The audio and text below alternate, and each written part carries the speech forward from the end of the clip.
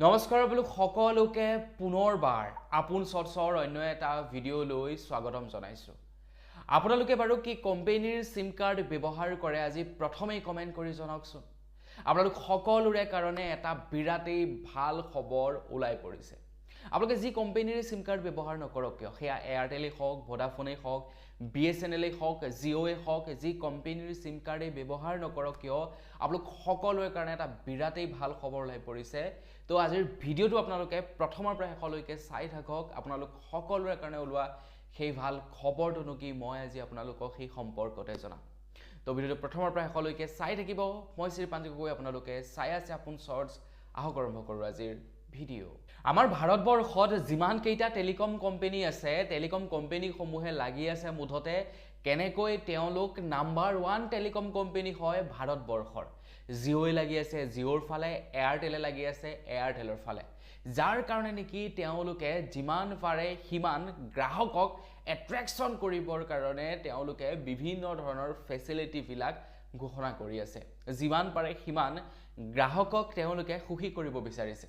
যদি কেতিয়াবা কিবা কাৰণত গ্ৰাহকে কিবা কমপ্লেইন কৰে, সেই কমপ্লেইনটো কেনেকৈ কিমান সোনকালে ৰিজল্ভ কৰিব পাৰে তাৰ ওপৰত তেওঁলোকে কাম কৰি আছে।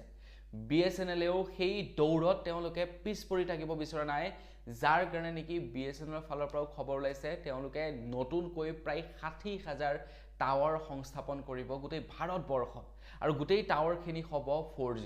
পৰ্যায়ক্ৰমে তেওঁলোকে সেই 4G টাৱাৰখিনিকে 5G লৈ আপগ্ৰেডো কৰিব পাৰিব। গতিকে তেনে সময়ত কোম্পানীসমূহে কেৱল তেওঁলোকৰ লাভালাভটোৱেই নহয়, তাৰ লগে লগে আপোনালোকৰো লাভালাভৰ কথা চিন্তা কৰিছে।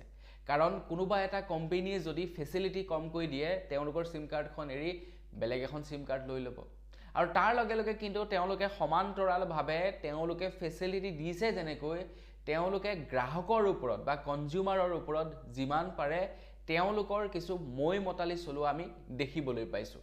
যেনে ৰাতি 12 বজাৰ লগে লগে আপোনাৰ ৰিচাৰ্জ প্লেনটো ৰিষ্টাৰ্ট হৈ যায়। আপোনালোকে আগৰ দিনাখন যিমানেই ৰিচাৰ্জ কৰি নাৰাখক কিয় বা যিমানেই নেটপেক নচলাওক কিয়, ৰাতি 12 বজাৰ লগে লগে ৰিষ্টাৰ্ট হৈ যাব। আপোনালোকে যেনিবা দৈনিক 4GB কৈ ডাটা পায় বা ডেইলি 2GB কৈ ডাটা পায়। তো 2GB যদি আপোনালোকে ধৰি লওক মাত্ৰ 1.5GB হে চলালে, 500 MB থাকি গ'ল, তেওঁলোকে ৰাতি 12 বজাৰ লগে লগে ৰিষ্টাৰ্ট কৰি দিব, আপোনাৰ 500 MBটো এনেই গুচি যাব। এনেকুৱা কিছুমান তেওঁলোকে মই মতালি চলায়। তো তাৰ লগে লগে এতিয়া এটা ভাল খবৰ ওলাই পৰিছে যিসকলে সিম কাৰ্ড ব্যৱহাৰ কৰে। আপুনি এয়াৰটেলেই চলাওক, ভোডাফোনেই চলাওক, জিঅ'ই চলাওক, নো মেটাৰ আপোনালোকে যি কোম্পানীৰ সিম কাৰ্ড নচলাওক কিয়, আপোনালোকে এতিয়াৰে পৰা প্ৰত্যেকটো ৰিচাৰ্জ প্লেন 30 দিনীয়া লাভ কৰিব। এতিয়া আমাৰ ভাৰতবৰ্ষৰ টেলিকম কোম্পানীসমূহলৈ কেন্দ্ৰ চৰকাৰৰ ফালৰ পৰা এটা নিৰ্দেশনা জাৰি কৰি দিছে যে এতিয়াৰে পৰা টেলিকম কোম্পানীসমূহে ৰিচাৰ্জ প্লেনসমূহ 28 দিনৰ পৰিৱৰ্তে 30 দিনীয়া কৰিব লাগিব। একদম অফিচিয়েল নটিফিকেশ্যন জাৰি কৰি দিছে, আৰু এতিয়া টেলিকম কোম্পানীসমূহে 28 দিনৰ পৰিৱৰ্তে 30 দিন কৰিবই লাগিব, আৰু 30 দিন কৰিব এতিয়া ভাৰতৰ টেলিকম কোম্পানীসমূহে। মই কৈছোঁই নহয়, তেওঁলোকে মুঠতে কনজিউমাৰক এট্ৰেক্ট কৰিব লাগে, কনজিউমাৰক ফেচিলিটি দিব লাগে।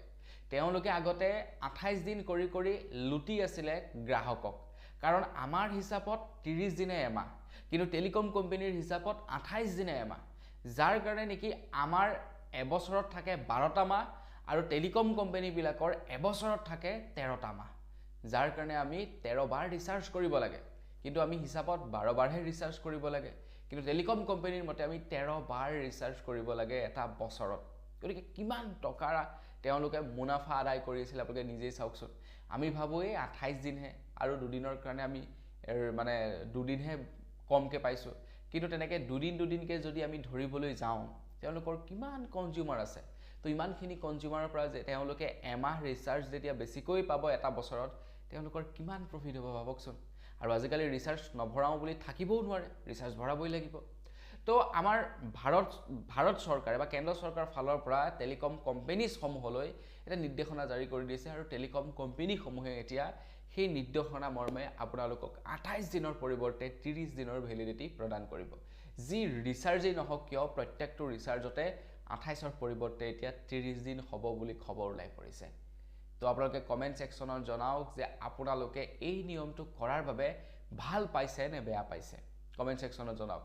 হয়তো আপোনালোকে দুদিনহে বঢ়াইছে বুলি ক'ব পাৰে, কিন্তু আমি বছৰেকৰ শেষত যদি চাওঁ এটা মাহ আমি একেবাৰে ফ্ৰীকৈ লাভ কৰিম হয়নে নহয় আপোনালোকে নিজেই ক্যালকুলেশন কৰি জনাব কাৰণ 12টা মাহ দুদিনকৈ আমি বেছিকৈ পালে এফালে কিমান দিন বেছিকৈ পালো প্ৰায় 24টা দিন আমি বেছিকৈ ফ্ৰীকে পাই গলো এনেই দুদিন কিন্তু এফালে চাব গলে এটা মাহ আমি ফ্ৰীকে লাভ কৰিলো গতিকে মোৰ বোধেৰে ইয়াতকে আৰু বেয়া মানে ভাল হ'ব নোৱাৰে আৰু টেলিকম কোম্পানী বিলাকৰ মানে আমাৰ কাৰণে আৰু যিসকলে আমি সিম কাৰ্ড ব্যৱহাৰ কৰো আৰু কিছু কিছু এনেকুৱা নিয়ম ওলাই থাকিব নিয়ম বিলাকৰ বিষয়ে জনাই থাকিম তেতিয়ালৈকে মোৰ চেনেলটো সাবস্ক্ৰাইব কৰি ৰাখিব পুনৰ এটা সকলোকে লগ পোৱাৰ খাজলৈ বিদায় মাগিছো ধন্যবাদ জয়